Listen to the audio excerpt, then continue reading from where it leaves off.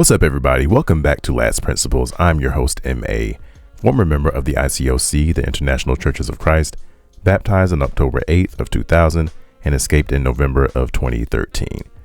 So tonight we're going to keep it a little light. I'm going to share with you guys some of my adventures, misadventures, shenanigans, what have you, in dating in the ICOC.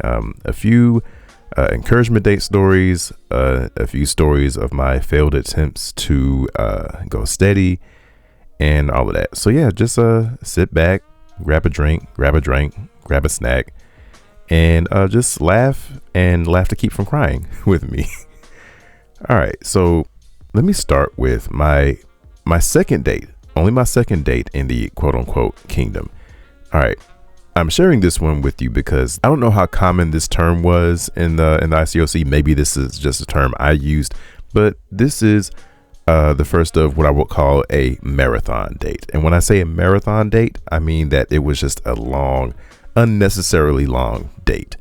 So again, this is my second date in the ICOC, second encouragement date. If you guys don't know what an encouragement date is, go ahead and hop back to my encouragement date video. I'll put a link in the description there, maybe even a little button, whatever, in the top right corner there. Anyway, so the brother who initially asked me to study the Bible, who had previously been the leader of the campus ministry I was in, also a brother who would eventually get this fellowship for probably doing the same thing I'm doing right now, which is talking about the flaws of the ICOC. Anyway, this same brother asked me to double with him, and I say, sure, let's do it.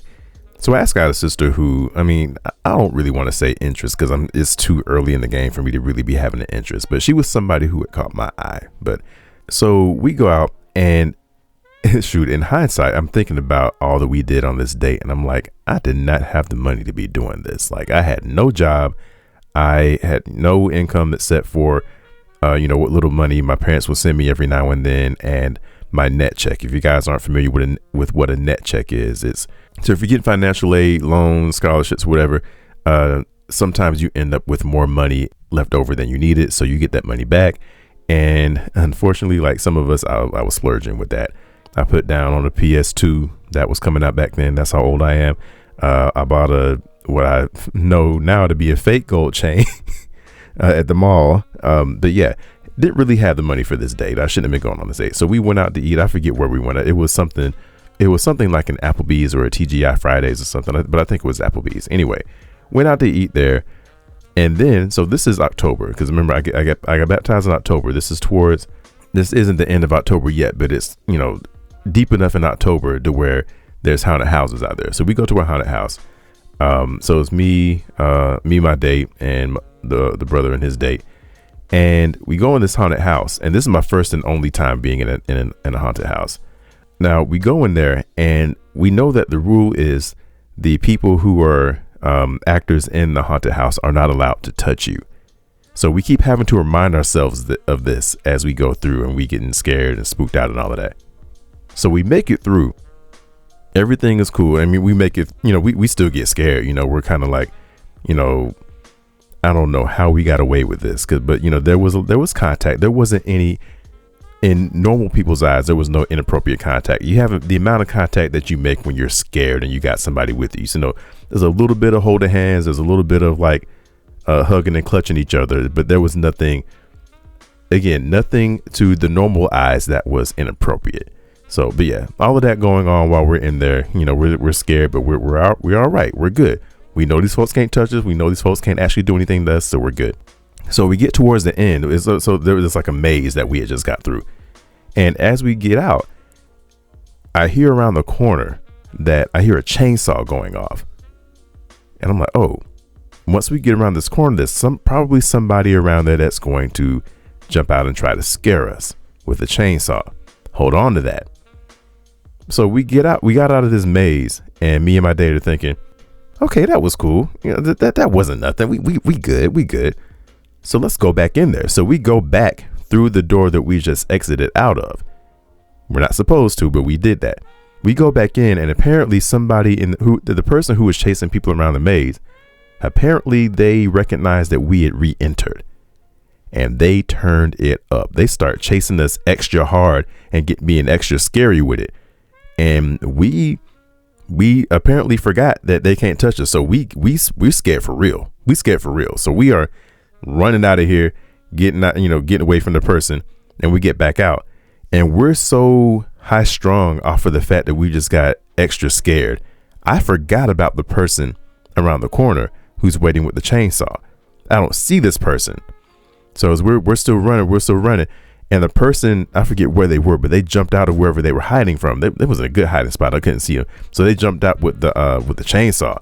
I got so scared that I like jumped back and fell. I didn't really fall, but I ran into a wall. Not ran into a wall. I'm pretty sure that what y'all are thinking of is not what my mind was projecting. My fright knocked me back and my back hit a wall. So I didn't fall. Had the wall not been there, I would have fallen. But yeah, so there's that. So we leave the haunted house. Then we go to a park and sit and talk for a while. I forget how long we were talking, but it felt like a while. Then my double decides, hey, we should go to a cemetery. Don't know why he had that thought. Don't know why I said yes to it. In hindsight, that was not a good idea. And all four of us are black. We don't last long in horror movies. So that even more baffling as to why that crossed his mind and why I said yes to it. I'm still alive to tell the story, so that's a good thing, right? So we're at this cemetery, and again, my double has this bright idea.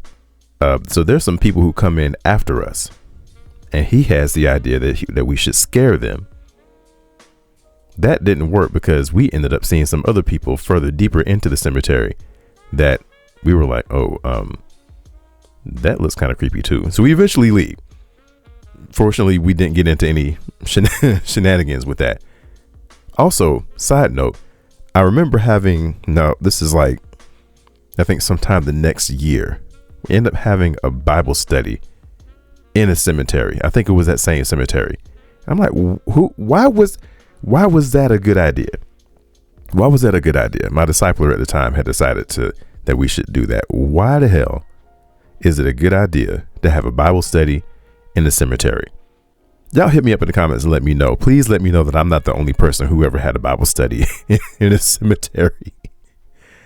Please make me feel better about myself. Anyway, so yeah, as if that date wasn't long enough, after we dropped off my double's date, we get to my date's apartment, and she did not have her key, and her roommates were not home yet. So we sat in the car for, I don't know how long, maybe another 30 minutes to an hour, waiting for her roommates to get home. So I didn't get in trouble for this date. I don't know if my double did or not, but to my knowledge, none of us got discipled on having a long ass date, going to a cemetery, or I would hope my double didn't get discipled on making sure the sister was safe.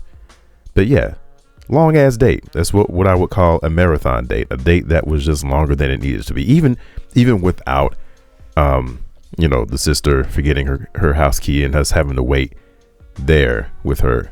Even without that, it was still unnecessarily long. So yeah, first ever marathon date. I can't really think of any other ones, but I know I've probably been on other unnecessarily long dates.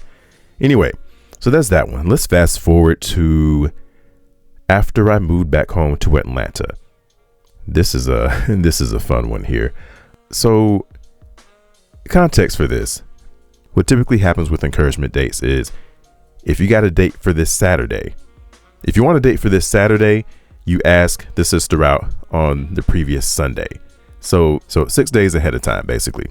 So not for any particular reason. I think more just to repent of my procrastination, not specifically with dating, but I just started like, let me just start planning my calendar out ahead of time. So sometimes I would ask sisters out the standards, 6 days ahead of time, ask them out on Sunday to take them out Saturday. Sometimes I would ask them out. My math ain't mathing in my head right now, but I would ask them out a week and a half ahead of time. So I would ask them out on Wednesday. From that a few days from then, that Saturday, but the Saturday after. And sometimes I would do this, over the course of my ICOC tenure. Sometimes I would ask sisters out well in advance if I had a particular date in mind. Like for instance, there was a sister, a couple of times I went, we did paintball, and there were only certain sisters who were down for that.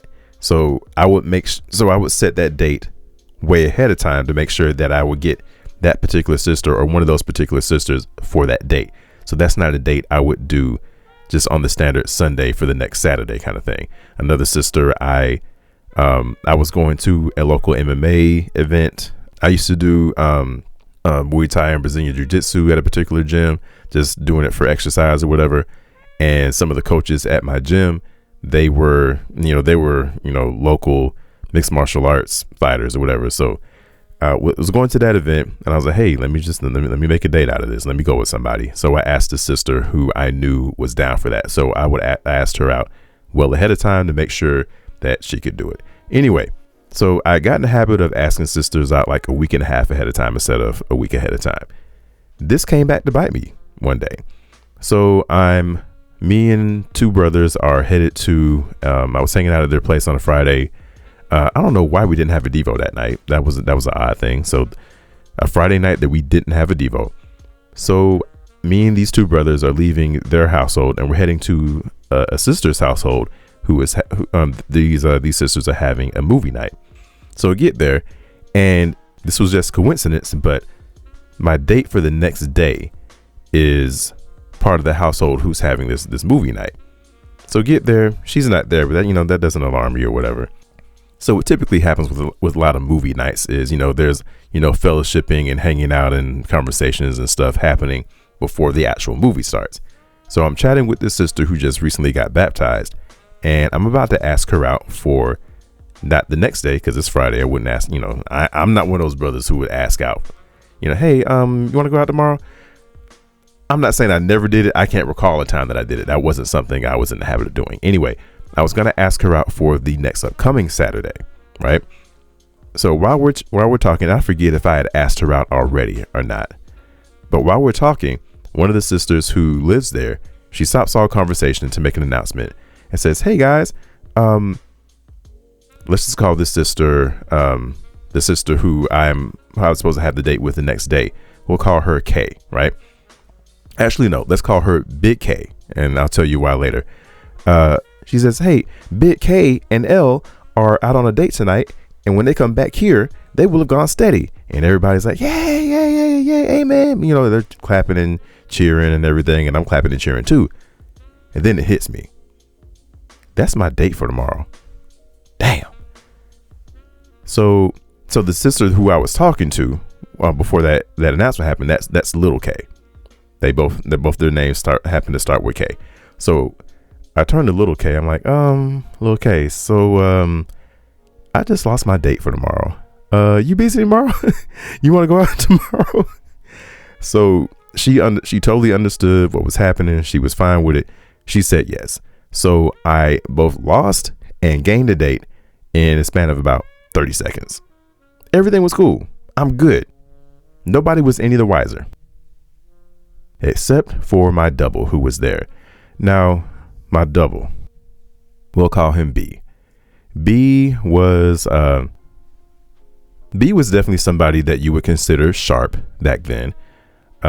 He was a Morehouse man. Now, if you're not familiar with Morehouse is one of the HBCUs in Atlanta, but it's an all-guys school. And for the counterpart, both Big K and Little K, they go to Spelman. Spelman was an all-women's school. The all-women's HBCU there in Atlanta. So B is book smart. That's one thing they always say. They say about men from Morehouse. There's a saying: you can always tell a Morehouse man, but you can't tell him much. So just speaks to the intellectualness of Morehouse men. This particular Morehouse man was book smart, but wasn't very street smart. It wasn't very common sense smart. No one said this back then, but it wouldn't surprise me if somebody were to call him a himbo today. So I look across the room and I see B there, and all of a sudden I see this look on his face that lets me know that he just realized what happened. seconds late than I did. And instead of keeping it to himself, again, this look of awe and shock washes over B's face. And instead of keeping it to himself, B says, "Oh man, Myron, isn't that your date for tomorrow?" Motherfucker, you couldn't just keep that to yourself. You had to blurt that out in front of everybody. Just threw me all under the bus.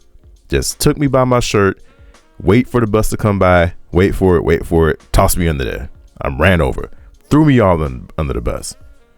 Now, again, it wasn't a huge deal. It wasn't, I was all right. Okay. But, ego a little more than bruised, because I'm like, nobody needed to know that. Nobody would have known if you ain't open your big ass mouth. So I still ended up having a date for the next day. Everything was fine. Side note, this was a wedding date. That may be another video for another time, because that's crazy now that I think back on it. Wedding dates. Anyway, y'all hit me up in the comments if y'all want a wedding date video. I might just do that. So spoke to Big K later on, and she was very apologetic about. I didn't even approach her about it. She approached me about it. She was very apologetic about it.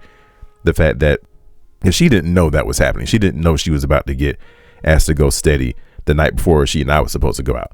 Turns out I messed it up. This is all my fault. This is why. So L, her now husband, they're actually married now. They got married a couple of years after that. They ended up being one of my favorite couples in the ICOC. I don't know if they're still ICOC or not. I have a feeling they may not be, but I'm not sure.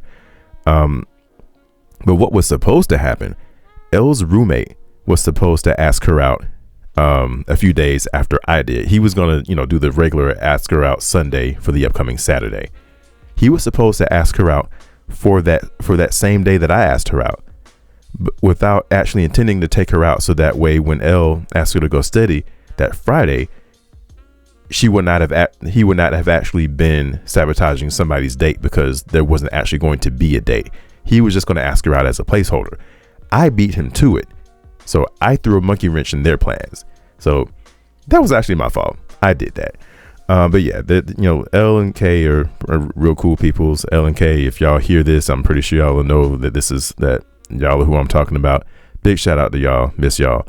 Now this same thing would happen to me again, but on a much less grander scale. I remember that there's a sister in the singles I had asked out, and I get a call from her on a Wednesday, somewhere in the middle of the week. I don't know if it was a midweek or not, but got a call from her saying that she had gone steady. She had gone steady somewhere during the week.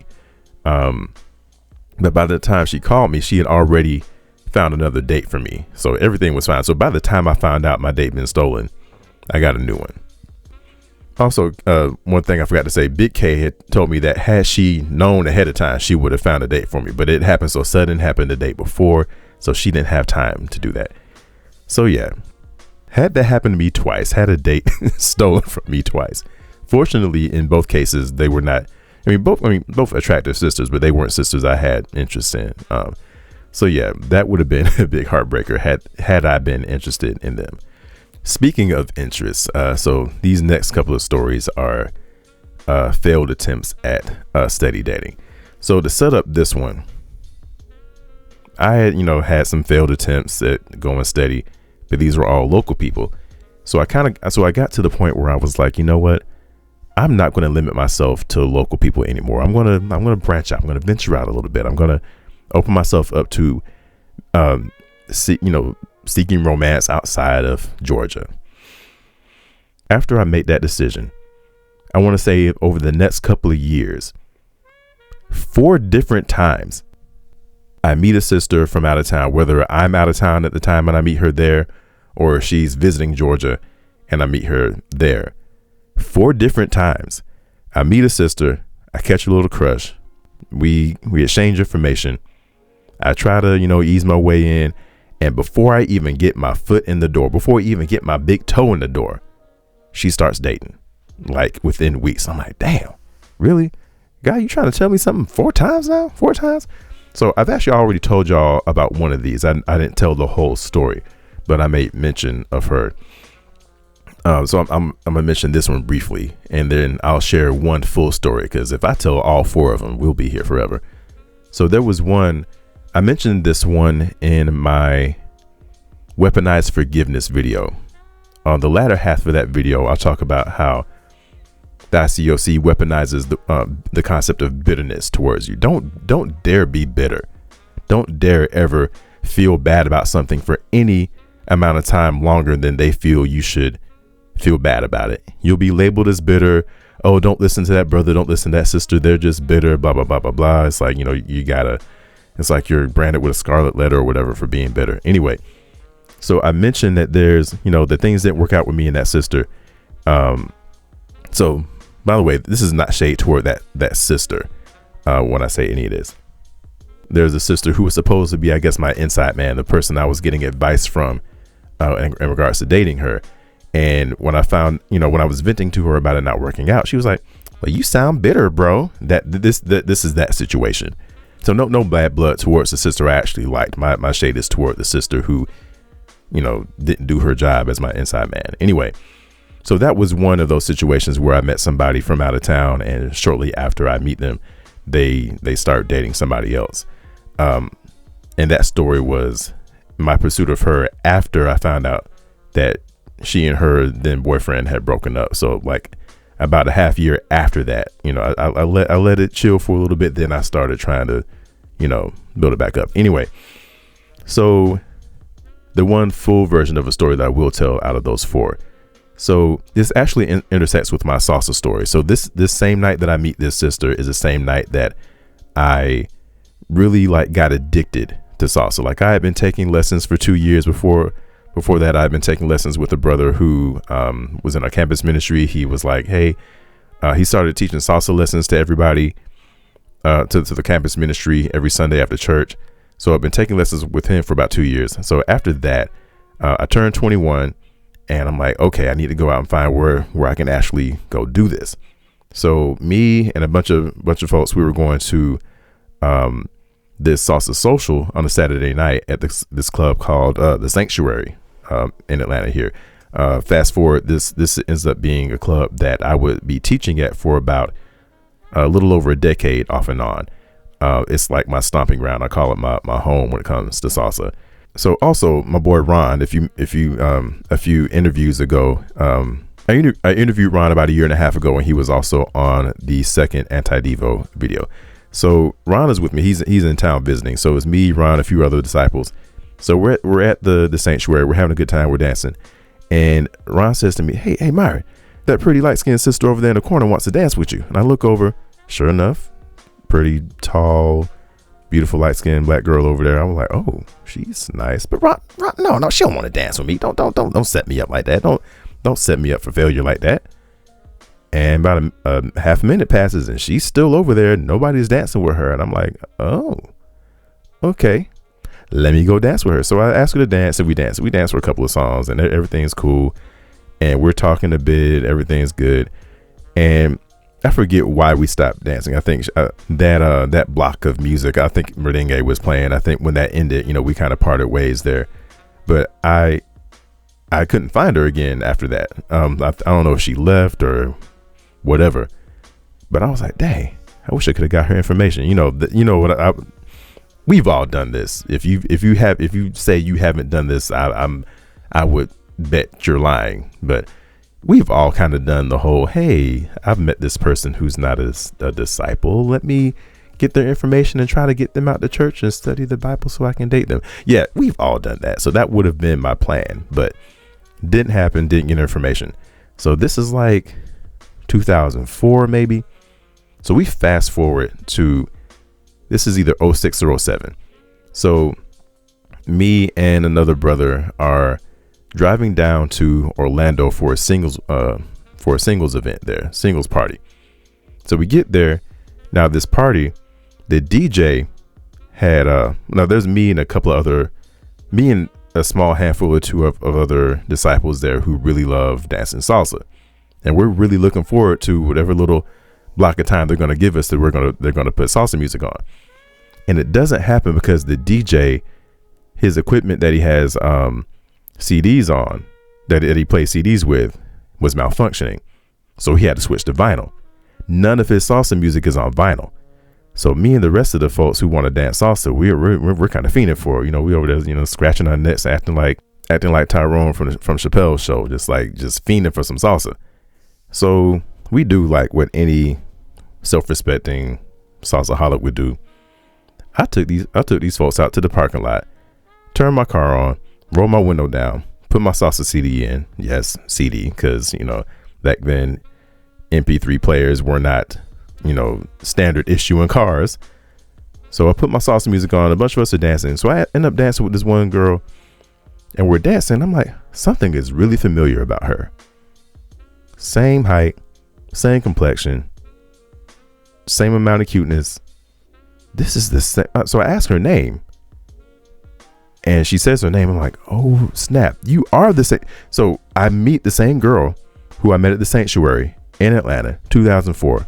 I see her at this singles party in Orlando in 2006 or 2007, whichever one. What are the odds? So I meet her again.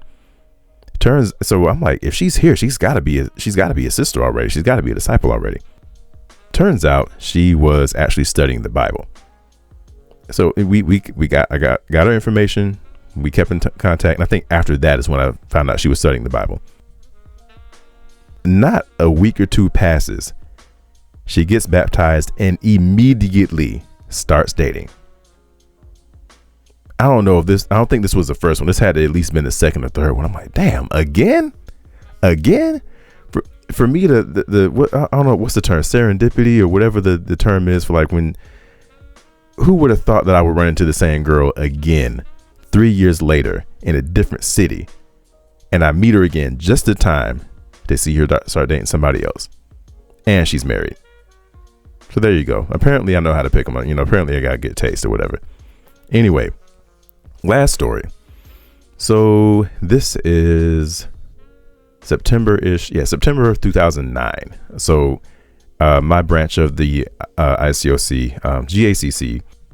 So GACC was a mix of some campus students, some singles, and the remnants of what used to be the arts and entertainment ministry in Atlanta.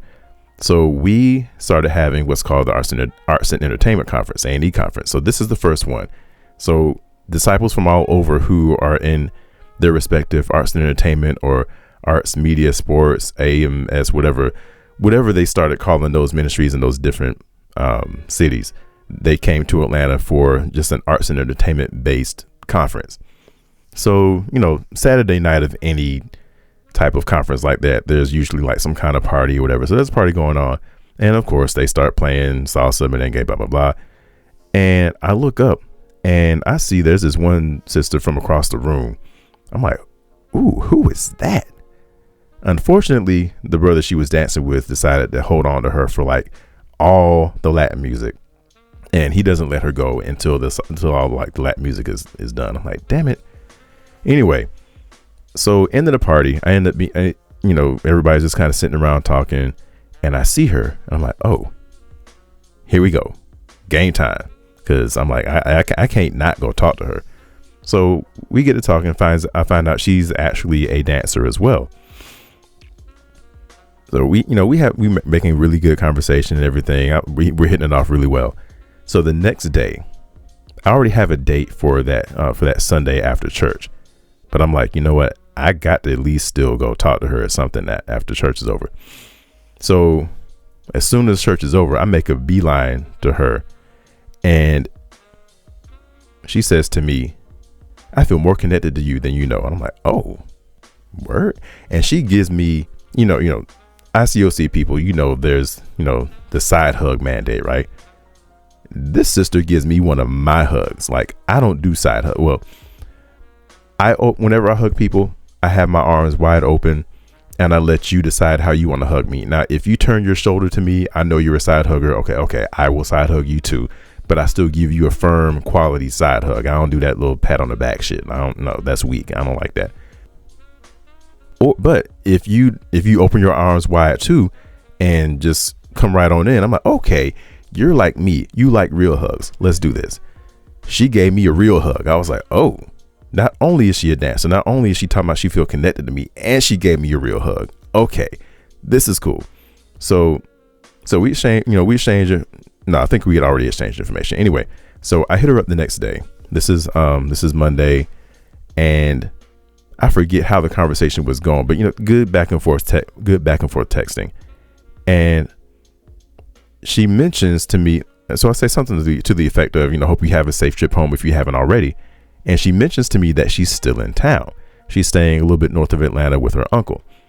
And maybe this was me, reading into it what I wanted to read into it. Maybe not. I don't think I was at the moment. There was something about how she said it that kind of implied, hey, I'm still in town if you want to hang out. She didn't say those words, but there was something about how she said it that made me go, oh, there's a reason she's saying this the way she's saying it. So I was like, so there's a salsa event going on tonight that I was going to go to. You down? You want to go?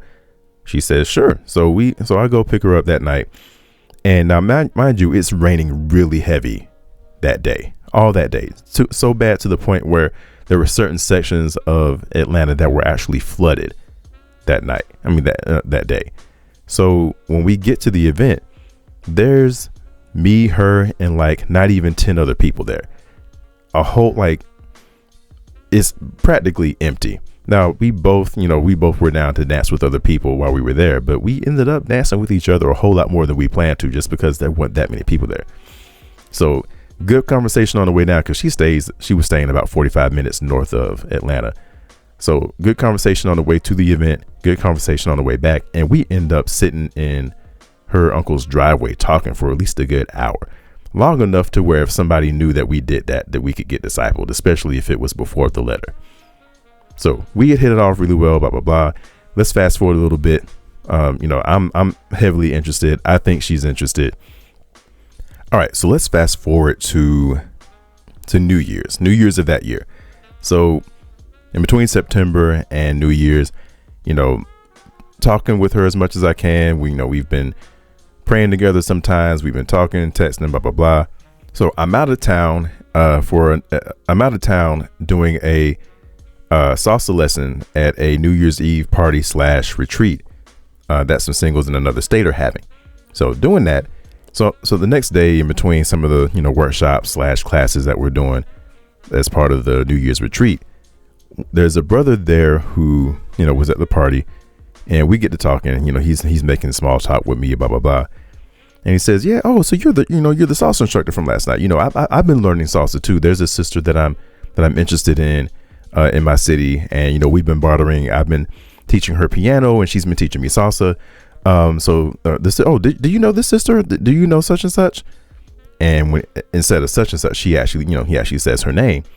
Turns out it's the same sister that I met at the A&E conference. So on the outside, I'm like, I don't know. I might know her. And on the inside, I'm like, yep, I know her. So I'm like, I don't let him know that I know this sister, because I'm just like, you know what? We don't need to make this weird. We don't need to, he don't need to know that information.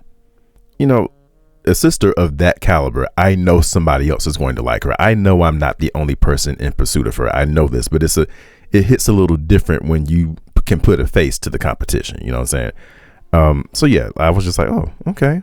I've seen another person that like her. So, everything was cool with me and him, and nothing crazy happened. So let's fast forward to about late April of the upcoming year. So me and said sister have still been talking, blah, blah, blah. I think things are going well. Obviously, spoiler alert, things didn't work out. I'm happily married, and she just got engaged, actually. We kept in contact and everything, but nothing besides just being social media friends. Anyway, so we arranged for me to come up to her city to see her. So I get up there. Now I'm staying with a brother who I know, who used to be in Atlanta with me. So I'm staying with him. He came to pick me up from the airport. I'm staying at his crib. He's kind of been like my informant the whole time, just kind of being on my side as far as, trying to pursue her and everything. So, the whole weekend went well. We had a date that Saturday. date, decently long date. It wasn't a marathon date, but it was a decently long date. Had a great time. I go to church at the same ministry that she's in the next day. End up sitting next to her. It wasn't really arranged that way, but end up sitting next to her. We end up going to lunch together the next day, and I'd already planned for us to take some salsa lessons together and go to a salsa social after that. So we actually end up spending more time together that Sunday than we did on the date on that Saturday before. But the crazy part about this is, I get to my boy's house where I'm staying at, and so he shows me to my room. Another brother walks in. Hey, I know you. Hey, I know you. It turns out that my boy's roommate is the same guy that I met at that New Year's party / retreat months before. The same brother who I know is also interested in the sister that I'm in town to see. And I'm sleeping in a bunk bed under him. So he's got the top bunk, I got the bottom bunk. How weird is that? Now it turns out in hindsight, so my boy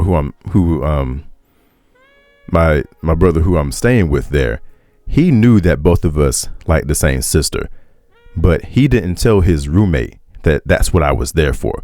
To this day, maybe he told him after I left, but up to that point, that brother had no idea that I was there to see the same sister that he was interested in. So it was just real weird. I'm like, I'm sharing a room, sleeping under the enemy. So again, spoiler alert, neither of us end up dating the sister. I don't know if that brother's married or not, but I'm good. This sister just recently got engaged in the past couple of months. Totally happy for her. But yeah, that was just a real crazy situation there. But yeah, that is it. If I can think of more stories to share, I'll probably do a part 2 of this, but that's all I got for the moment. Y'all hit me up in the comments. Leave me any thoughts, anything like that. Again, I'm just, I'm not here to quote unquote ICOC bash. I'm here to share my experiences, the good, the bad, and the ugly. I'm here to, validate anyone who has been in the ICOC. I'm here to validate you. I'm here to let you know that you ain't crazy. I'm here to just be an extra voice for you, sounding board, advice, anything like that. I'm here to let you know you ain't crazy, that it's okay if you're bitter, all of that good stuff. But that's it. Y'all have a good night, and I will see y'all at the next video. Peace.